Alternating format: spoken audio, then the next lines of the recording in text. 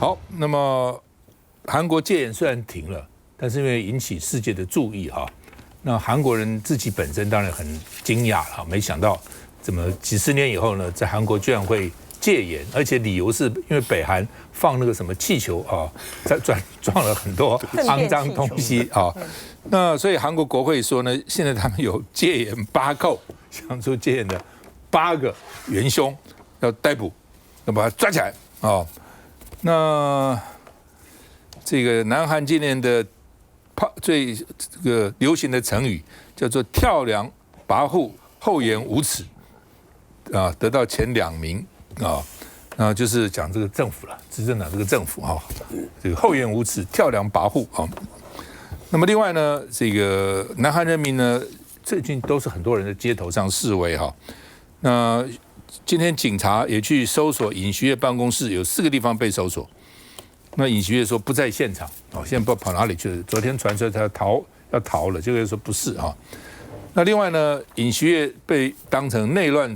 乱犯的首脑，因为他本来是说人家叛乱啊等等要抓这些国会议员，那现在被当成内乱罪的首脑。韩国检方认定他直接修改戒严令啊。那另外呢，这个韩国媒体说，尹锡悦被逮捕的可能性升高了，因为是内乱罪嘛，外患内乱这是非常严重的罪名了哈。那么另外呢，韩国警察就压他们的警察厅长，所以韩国警察也很凶悍的啊。控戒严日呢，因为你那个时候为什么要把警察厅长抓起来？因为戒严那天不准国会议员进出国会。不，一方面他们的围墙很矮了，第二方面在党国会议员也很凶悍，一个个都翻墙进去哈。那另外呢，这个国防部长就是尹锡悦的学长，高中的学长，不知道为什么他们那么强调高中哈。然后现在高中也蛮惨的，所以都不敢穿制服了，对，是怕被人家骂。高中，你说去指责一个高中生干什么？但是呢，这个韩国人可能就是韩国人的个性也是很强烈的哈。另外，他们就喜欢自杀。你记得吗？那时候全斗焕谁不是卢武铉跳崖嘛哈？对，卢武铉。韩国要盖那个浦项钢铁厂，非常大的钢铁厂哦 ，POSCO 我去过哦。那我们中钢的时候才1年产100万吨的时候呢，我们就说啊，一贯作业大炼钢厂。后来我跟赵耀东谈，哇，我说你们中钢是一贯作业的啊，什么大钢的小钢厂？韩国浦项，我去看浦项钢铁厂，一个厂1年就产1000万吨，那个时候一个厂1000万就是这个中钢的10倍了哈。那这个钢铁厂什么叫做就是成功了？设厂之后高炉点火 （blast furnace） 点火，就算是这个钢铁厂开始动工了。那他们有个期限，说预备在几年的时候呢，之前要完成高炉点火，中间3个厂长自杀，因为达不到这个目标，所以他们的个性是很刚烈的哈。那这个尤其是现在很丢脸嘛，金融险觉得要政变啊，不是要政变了，要戒严，而且呢又说他出的主意，结果又没有戒严成功，我觉得很丢脸，所以在狱中传出来了，是不是真的假的不知道，所以要自杀了哈。那尹锡悦呢说，他不想有秩序的退出，提前辞职，宁愿接受弹劾。你们弹劾我好了，但是问题弹劾不见得能够弹劾成功啊，因为在野党还差8票。我们看一下。傍晚下班下课尖峰时段，忙了一整天的南韩民众却不愿这么快回家，而是跑到国会前继续高喊要总统尹锡悦下台。저는 우선 한 나라의 대통령이 자신의 권한을 국민이 아닌 자신의 안위를 보존하기 위해서 사용해도 된다는 것이 맞는 것인지에 대한 의문이 먼저 들었고요. 그래서 거기에 대해 분노해서 나오게 된 것 같습니다. 民怨越来越沸腾，今年南韩代表成语前3名分别是跳梁跋扈、厚颜无耻和硕鼠为履，每一个成语都是对尹锡悦最无情的控诉。全国抗议尹锡悦行动从早上就不停歇，在江原道春川市传出有示威者在广告看板贴标语时遭警方制止，因此发生推挤冲突。另外还有执政党议员因为缺席投票，办公室遭破坏泄愤。 국민의힘 도봉갑 김재섭 의원의 집 앞에서 윤 대통령 탄핵을 촉구하는 손팻말과 함께 커터칼이 발견돼 서울 마포갑 조정훈 의원 지역 사무실에도 마포를 떠나라는 문구가 적힌 근조 화환이 놓이고 尹锡悦成为南韩史上首位遭禁止出境的现任总统，想跑也跑不了。现在国会还通过叛乱特别起诉法，要求迅速逮捕总统等8位戒严令有关人员。接下来将任命特别检察官调查戒严是否涉及内乱罪及违宪。南韩戒严之乱出现第一位被逮捕高官，法院在台湾时间周二晚间11点左右批准逮捕前国防部长金龙显。 법원은 증거인멸 염려 등을 이유로 구속영장을 발부했습니다. 법원은 또 이번 내란죄 수사에 대해 검찰의 수사 개시 범위에 있다는 판단도 함께 내렸습니다. 逮捕令批准的如此快速，就是因为风波延烧之后，传出金龙显平换手机，疑似企图灭证。博弈怎么看？其实对于每次南韩总统选出来，都是几乎没有可以善终的。我觉得南韩可能必须要从他们本来说他那个什么。 总统府风水不好，那这次已经不在总统府办公了，在外面办公。他后来就搬到国防部去了。他也是那个尹锡悦的太太坚持了，对，听他太太的话，所以证明不是风水的问题，我觉得制度的问题啊。要知道，南韩总统是只能做1任5年，当初这个设定就是为了怕总统去贪污舞弊，结果没有想到这个制度下来，几乎南韩的总统没有一个下台后没什么事情的，亲生的亲生被逮捕，现在尹锡悦。 我看也是做不完的啦，他可能明年2月份，他的执政党都要他下台了，所以一直发生这个事情，我觉得，当然我们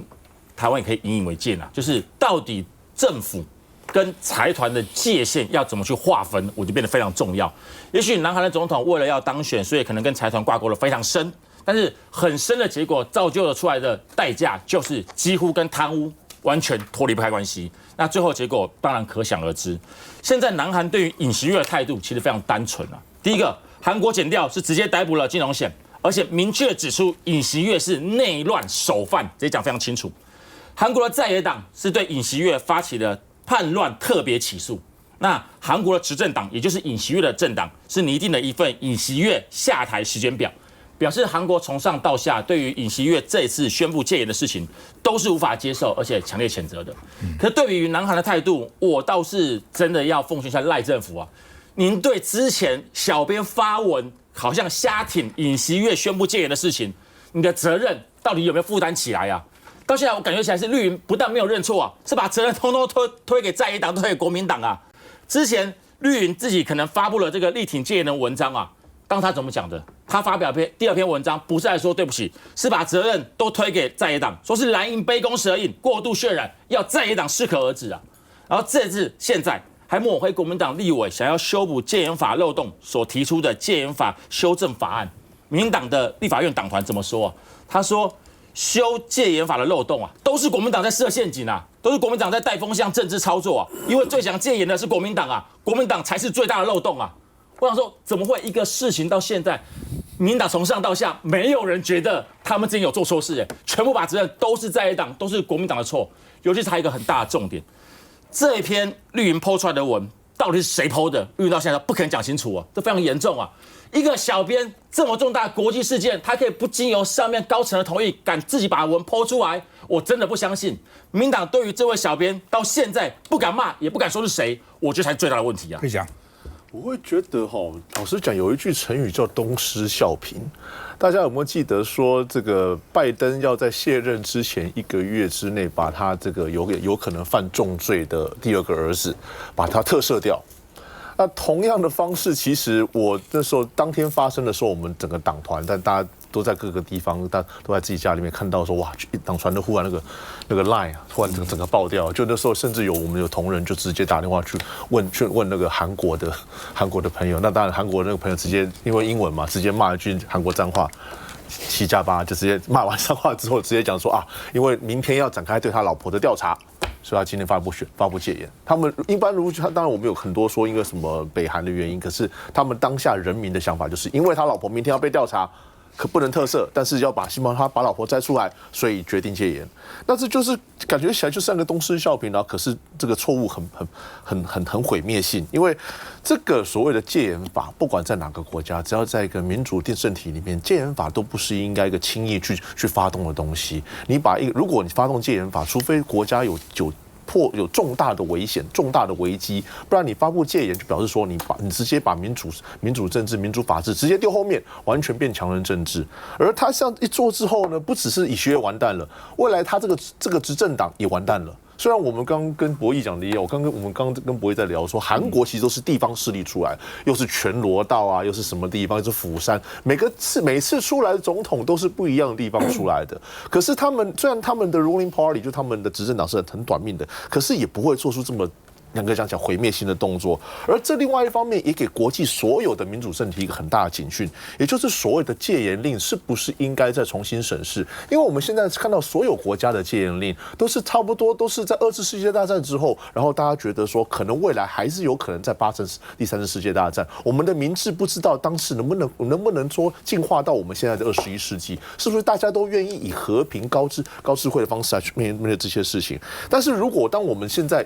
应不应该来去检视整个戒严法，其实严格讲起来，应该是执政党，如果是采取进步价值、改善未来人民、未来国家的进步来讲的话，应该是执政党来做这个事情。但是我们看到韩国，然后我们自己看到我们自己中华民国的时候，我们就有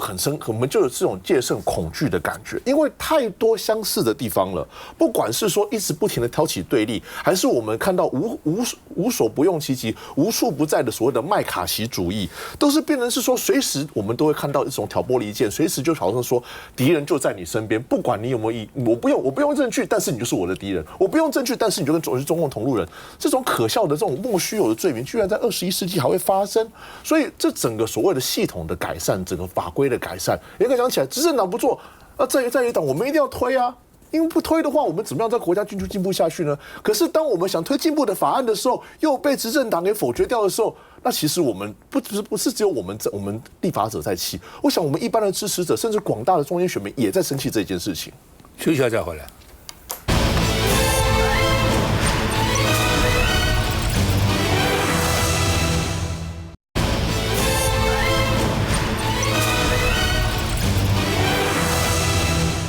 把这个谢宜容啊，除了这个让他的员工啊，这个等于是凌虐了哈，那致死，那他有别的案子啊，认为也中间可能牵涉到贪渎，所以检调约谈23个人，哦，他可能跟他业务有往来的啦，他的部属啊，他的同事啦，等等等等之类的啊。那说呢，劳动部现在也认为说是职场霸凌了啊，那新的部长也洪胜汉也不去袒护他了。他说呢，要不得的寒蝉效应，啊，就是我现在对一个员工非常坏，其他人看了也害怕，哦，那更何况他可能不止对一个啊，我看他做的事蛮多的哈。我就是不懂，一个劳动部一个分署长是没有多大的官哦，这么大的官威哈，真奇怪哈。所以你不要看好这些官员哈，跑到议会去啊，到立法院啊，好像一副啊常常这个谢谢委员指教，谢谢议员指教，回到他自己的这个王国里面，作威作福，霸得不得了啊！他只是好吧，到议会去，到立法院就是对你们低这套一点而已，回去那真的是神气得很啊！部署敢怎样？你去检举他。好，那么这个现在重启调查，哦，说呢还原吴姓公务员生前。说呢，因为他谢宜容交办他难以达成的专案，所以身心很痛苦。我给你个案子，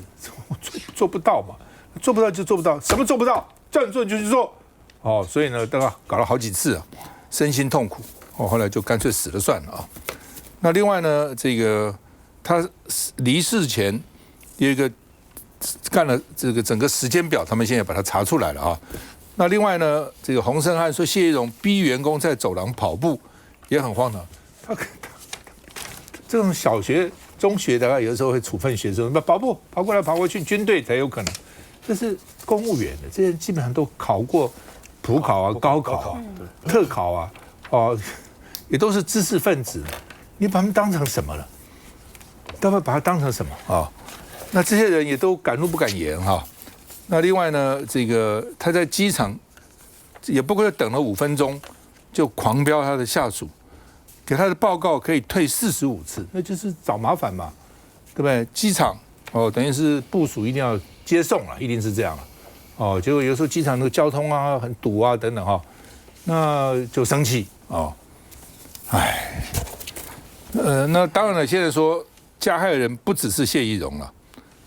劳动部呢又去加成了2个中阶主管，换句话说，不是只有1个，等于是集体霸凌。那另外呢，这个重启调查，但是为什么不查就业基金的滥用？那所以呢，他说呢，这个洪松汉说呢，现在已经给检调处理了这司法侦办的时候我们不去查，几百亿耶，300-400亿那个基金，那是什么钱？家里有用外用都知道，每个月都，他当时他的理由是说，因为你用了外用，可能就引起了本国劳工的就业，所以这些钱是要来救济本国劳工的。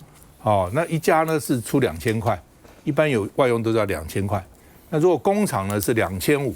如果是那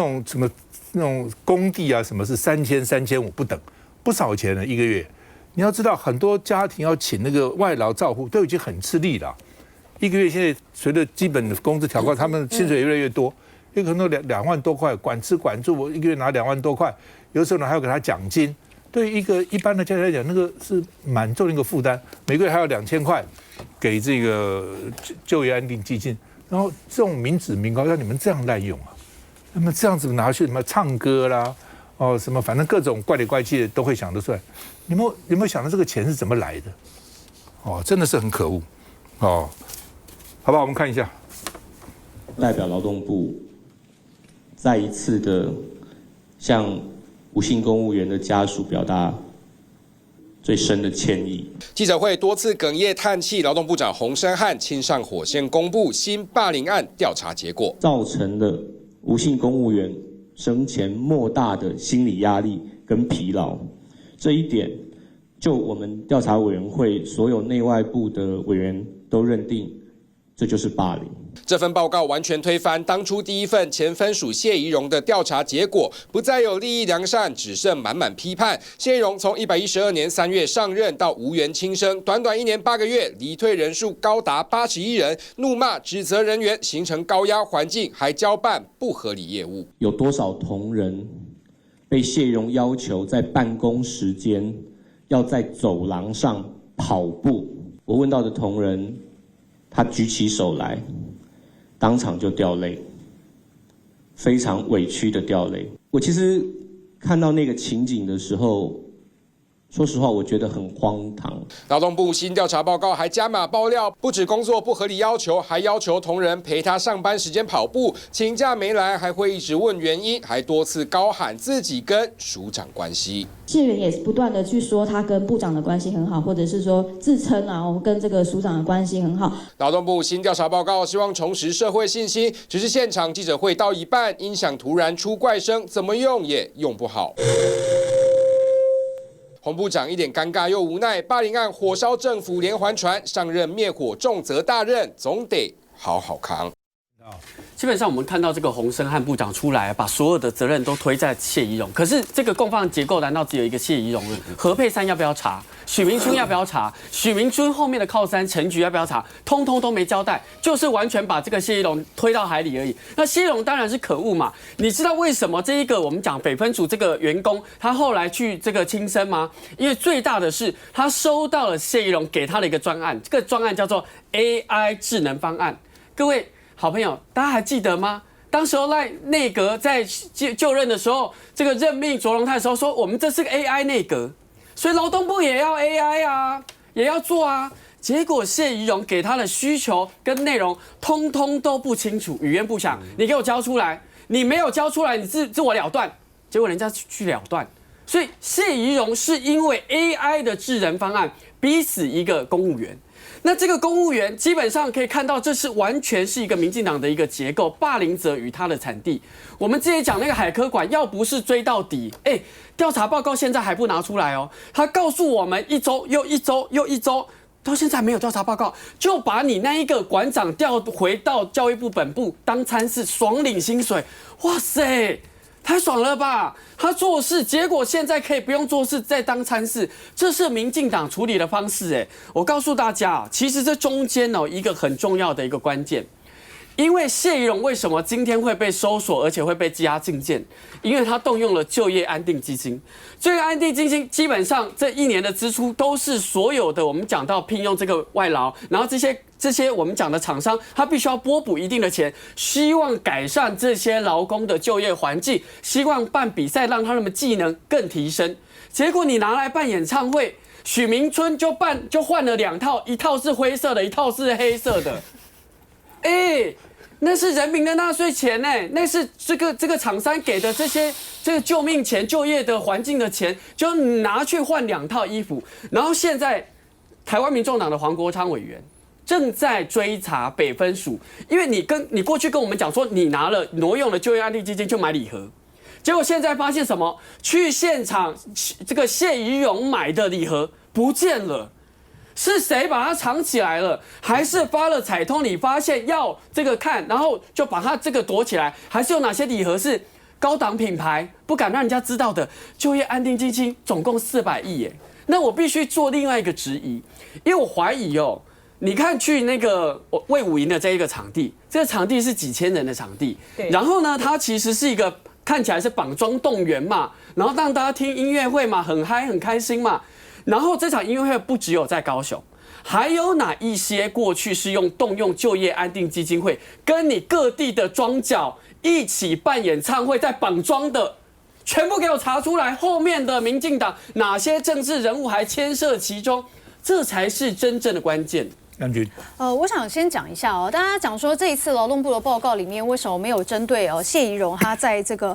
其他包含非法采购、贪渎的情形来进行相关的调查。我要跟大家讲这一份现在劳动部所提出的这个霸凌的这个行政调查报告，它是重启上一次大家还记得只有8页，里面写的目的良善4个字让台湾人看不下去，所以劳动部现在洪部长针对的部分是针对这个谢分署长有没有在这个所谓的北分署进行霸凌的行为的内容来去做重启调查。那么有关这个谢分署长他是不是有挪用基金或者是这些相关贪渎等等的这些事情，其实国民党的周小平议员其实也有提告了哈，所以像这个部分，当然北检也会来进行调查。如果涉及政风的部分，我想劳动部自己也会再进行处理那我觉得在这一次的调查报告里面，当然已经证明说，确实这个谢分署长有进行霸凌的行为，而造成无缘的压力过大，导致于轻生这样子的憾事发生。但我们也看到说，其实我自己看完这个报告，我只有一个疑问啦哈，就是到底为什么我们在上一次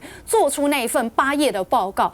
对霸凌的事情，我觉得是轻描淡写，所以我认为除了我们这一次好好的把这个霸凌事件的调查报告做出来之外，我认为在上一次的这个调查过程当中，包含调查的委员，还有调查的过程是不是有瑕疵，我认为都应该要一并去追究。那现在来看说，大家认为接下来在劳动部的部分，是不是有人去挪用这个安定基金等等的？我认为，其实我认同如果有任何挪用的行为、有贪渎的行为、有不法的行为，该查就查，不管是任何民进党里面任何人，该查就查，因为这个事情绝对是违反法令的。那所以现在洪胜汉部长上来，我认为这个态度其实从他一上任到现在，我认为都是非常明确的，而且从过去大家讲说赖清德政府上任到现在，非常多的案件也确实都是绿营自己人现在检调有分蓝分绿吗？也没有，所以我认为该查就查，这个事情是没有什么好在这个法律上大家要特别去包庇谁那还是回到这个案件里面，确实我们刚刚看到说，大家有讲说这个智能就服专案系统确实在这个专案里面，我们看到其实只有吴姓公务员一个人他在负责这个专案，而其他的其实都是约聘雇人员，所以确实在工作上面的分配也应该要来去检讨，这不是单单只有在这个所谓公务员体系这整个霸凌的问题。当然大家一直去诟病的就是说，现在其实大家服务案的这些案件量非常大，业务也非常的庞杂，非常的多，那到底我们给公务员的这些工作的案件量或者是这些人力的补充，是不是还可以再跟精进的空间，这其实都要一起来讨论。好，那么因为谢宜容被认为是霸凌又涉贪，苏巧慧我觉得很无聊了。他说他可能从马英九时代就当公务员，你在这时候讲这个干嘛呢？那他搞不好陈水扁的时候就是公务员或者蔡英文的时候是公务员我要看他事发时候比较重要嘛，对不对？有很多公务员一直很好，突然变坏了，可能是制度问题可能是环境问题可能是长官问题不一定啦那也可能他在过去就已经很坏了，也有可能就查清楚就是了嘛。但是不要往前推了，老是往前推，这很无聊的。我觉得无聊到极点，休息一下再回来。